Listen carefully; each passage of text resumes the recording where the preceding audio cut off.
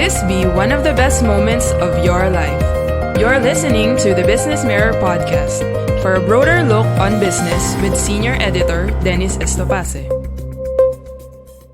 I'm Dennis Estopace, and welcome to Tuesdays with Tito, a podcast to be anchored by Tito Valiente, one of the 100 honorees in the Centenary of Philippine Cinema and columnist for the BusinessMirror newspaper.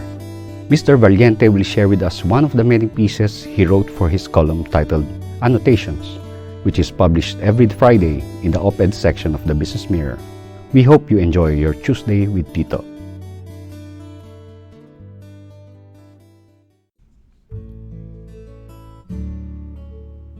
This is for Sylvia Mayuga, Sylvia Morningstar, who passed away because maybe she will never pass away. The day the flood came. A series by the name of Sylph Morningstar predicted it, the flood. Over cinnamon and talks of myths, the writing which talked of the flood that one day will bring down the cruel king. Sylph has always been known for her unwavering energy hidden in her love for ellipsis.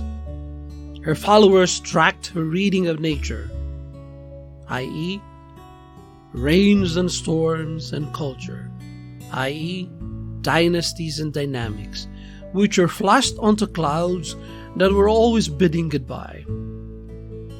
It was a requirement, therefore, for her followers to be fast, to be critics of the cryptic, to be expert of the elusive.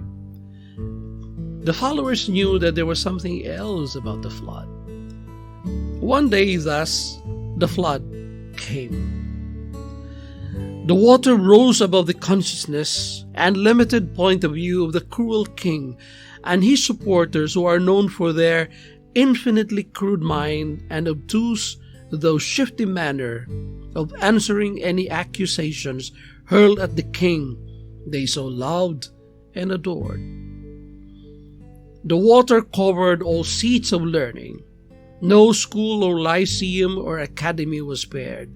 If you were the kind of teacher who taught about freedom and freedom of speech, the flood swamped over your podium and ruined your lesson plans. If you were the kind of lecturer who did not believe in the freedom of students and pupils to talk back and question lessons about histories and humanities, the flood still came to wet and flood your toga and your concept of togetherness. The churches of all denominations were not spared from the water that first gargled and then gurgled some more until all faith and pretensions became wet and sticky.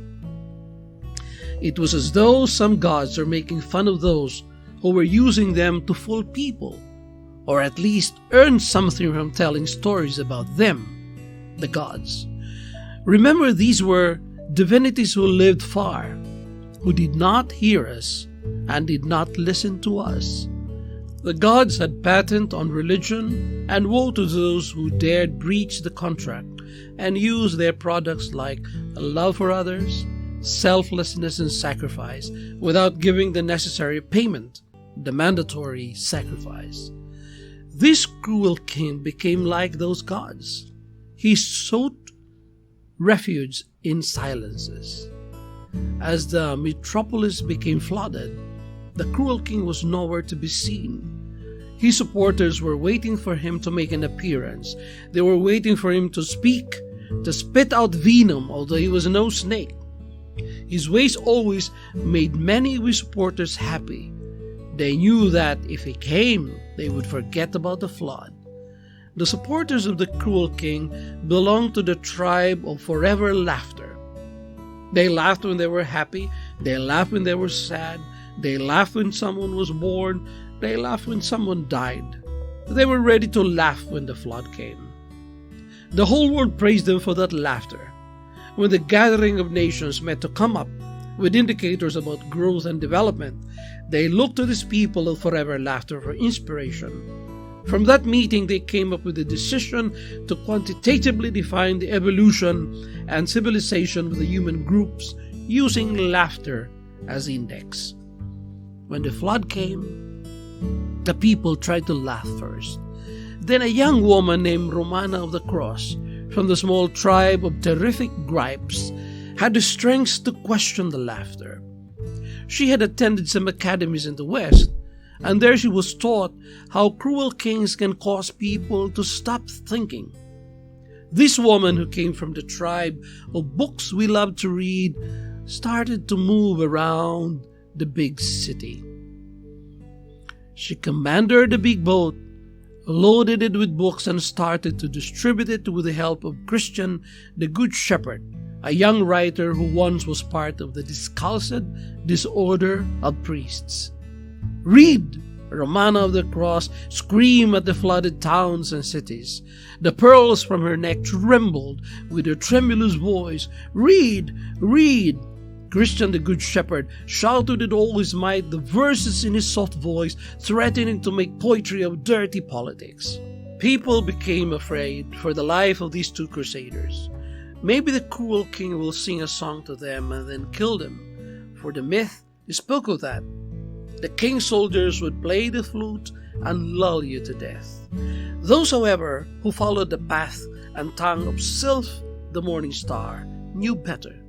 No one would touch these two crusaders, not the cruel king, not the fouled flood.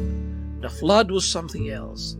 Indeed, as people started to read the books, and as they began to question the wisdom of laughter, laughing when there was storm, laughing when there was murder, laughing when there was violence, laughing when love was being annihilated, the sun started to shine upon the head of the people.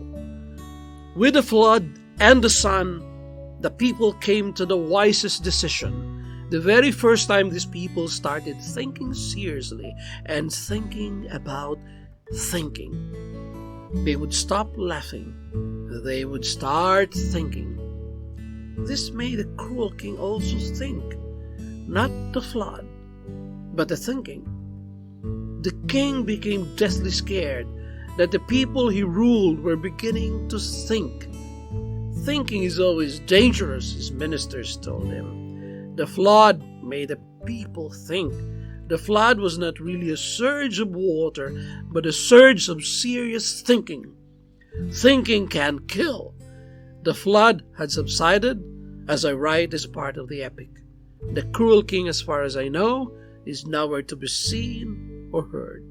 Like the gods, divine apatheia, divine athambia was how the poet of absurd life put it. Presently, the people who love predictions and oracles are quiet. It is an eerie silence before the storm.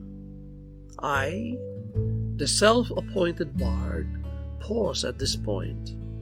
Meanwhile, Sylph Morning Star is contemplating cinnamon and mitts, a combination that I told her is legal and lethal.